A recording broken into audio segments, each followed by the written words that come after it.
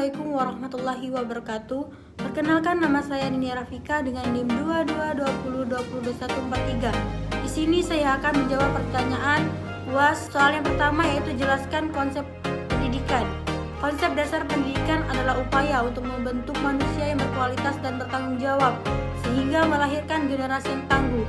Pendidikan pada dasarnya adalah usaha sadar dan terencana untuk mewujudkan suatu belajar dan proses pembelajaran agar peserta didik aktif mengembangkan potensi pribadinya, mengendalikan diri, masyarakat, bangsa, dan negara. Kemudian yang kedua yaitu pentingnya media pembelajaran dalam kegiatan belajar mengajar. Menurut saya media pembelajaran sangat penting dalam kegiatan belajar mengajar. Mengapa demikian? Yaitu karena dapat meningkatkan pemahaman. Media pembelajaran membantu siswa memahami materi yang kompleks dengan visualisasi dan audio yang jelas. Kemudian itu dapat menarik minat dan motivasi. Dengan adanya media yang disediakan itu dapat menarik siswa untuk terus bersemangat dalam proses pembelajaran. Kemudian itu interaktif dan kolaboratif. Media interaktif ini seperti aplikasi dan platform e-learning memungkinkan pembelajaran yang lebih kolaboratif dan interaktif.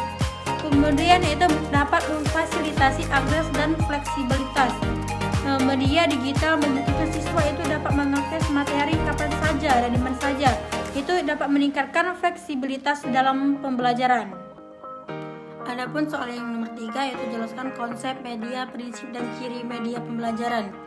Konsep media pembelajaran yaitu adalah alat atau sarana yang digunakan untuk menyampaikan materi pembelajaran agar lebih efektif dan efisien. Adapun jenis-jenis media pembelajaran yaitu adanya media cetak, visual, audio visual, dan interaktif. Prinsip media pembelajaran yaitu relevan. Media harus sesuai dengan tujuan pembelajaran. Terus yaitu keterlibatan. Media harus melibatkan siswa secara aktif.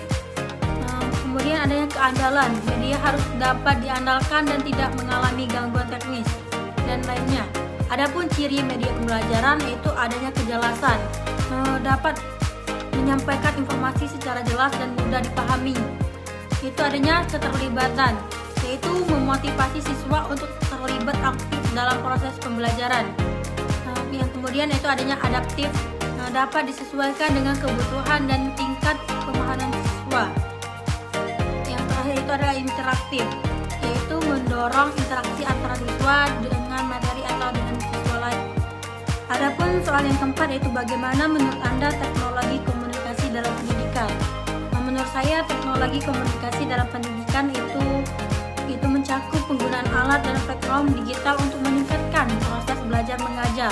Adapun beberapa manfaatnya yaitu yang pertama itu aksesibilitas, memungkinkan akses ke berbagai sumber belajar dari seluruh dunia.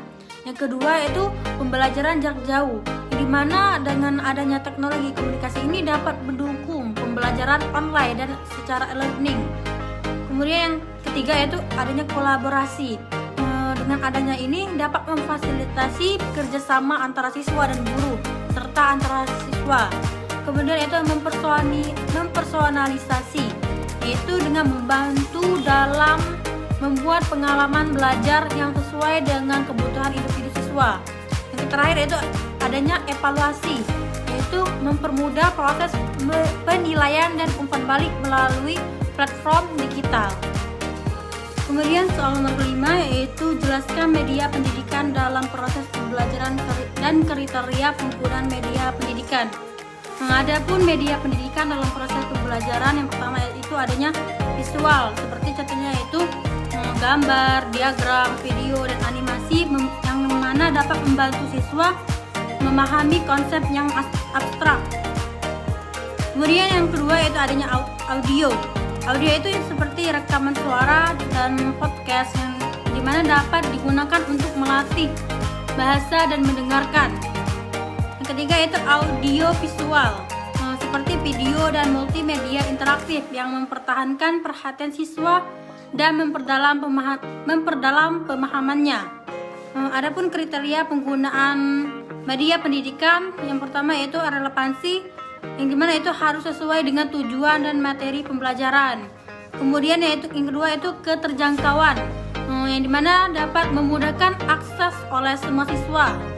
Kemudian keterlibatan itu dapat menarik dan melibatkan siswa. Kemudian itu adanya keberagaman, yang dimana dapat mengakomodasi berbagai gaya belajar. Kemudian terakhir adanya keandalan, yaitu bebas dari gangguan teknis yang dapat menghambat proses belajar. Kemudian yang soal terakhir yaitu jelaskan pembagian dan macam-macam media pendidikan. Adapun pembagian media pendidikan, pertama itu berdasarkan indera yang digunakan. Itu kita ambil yaitu secara visual, yang dimana secara visual itu kita lebih memahami dengan cara melihat, mengamati gambar, seperti diagram, video. Nah, kalau secara audio yaitu kita memahami atau mendengarkan dengan cara mendengar, seperti kita mendengarkan rekaman suara, podcast. Yang ketiga yaitu adanya audio visual. Dengan audio visual ini kita menelaah atau memahami itu dengan secara melihat, secara mendengar. Sepertinya dapat kita belajar dengan cara menonton film, televisi, video pembelajaran. Adapun yang berdasarkan teknologi, itu adanya teknologi tradisional, kita dapat memanfaatkan dengan buku teks, papan tulis. Kalau secara digitalnya itu dengan memanfaatkan komputer, tablet, aplikasi dan learning.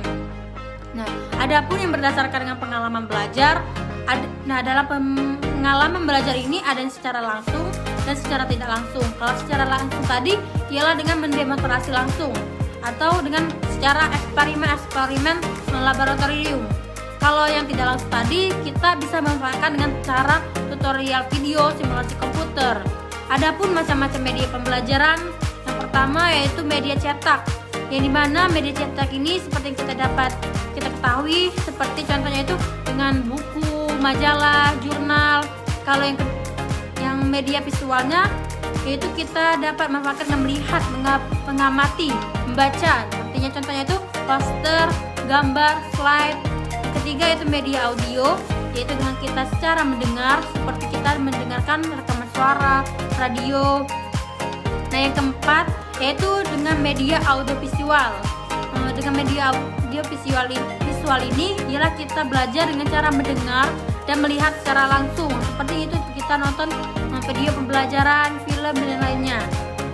Yang kelimanya itu media interaktif, ialah kita dapat memanfaatkan aplikasi, game edukasi. Dan yang terakhir yaitu media sosial, yang dimana kita dapat memanfaatkan platform untuk diskusi dan kolaborasi online. Mungkin itu saja yang saya dapat sampaikan dan saya dapat jawab. Sekian, terima kasih. Wassalamualaikum warahmatullahi wabarakatuh.